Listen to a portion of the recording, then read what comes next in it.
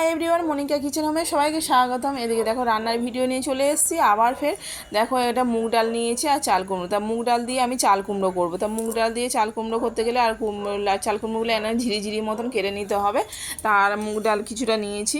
তা মুগ ডালটা আমি ভেজে, ওটা দেখালাম না, ভেজে আমি ধুয়ে ভালো করে জল দিয়ে দিলাম কড়ার মধ্যে। এবার দিয়ে দিলাম জল, আমি দিয়ে দিলাম। তারপরে এবার চাল কুমড়োগুলো দিয়ে দিলাম, একসাথেই সব কিছু উপকরণগুলো দিয়ে দেবো।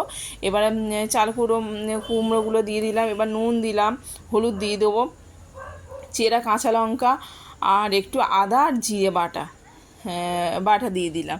দিয়ে আমি ভালো করে ঢাকা দিয়ে দেবো। ঢাকা দিয়ে আর আমি সিদ্ধ করে নেবো। পুরো সব উপকরণগুলো ঢাকা দিয়ে দিলাম। দিয়ে এবার ভালো করে সিদ্ধ হয়ে গেছে ডালটা।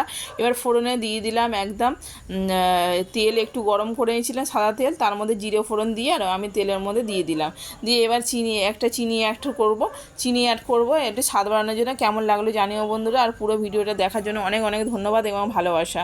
আর আমার রান্নার রেসিপিগুলো কেমন লাগে জানিও বলো। আর চাল কুমড়ো দিয়ে আমার ডালটা রেডি হয়ে গেছে। কেমন লাগলো জানিও বন্ধুরা।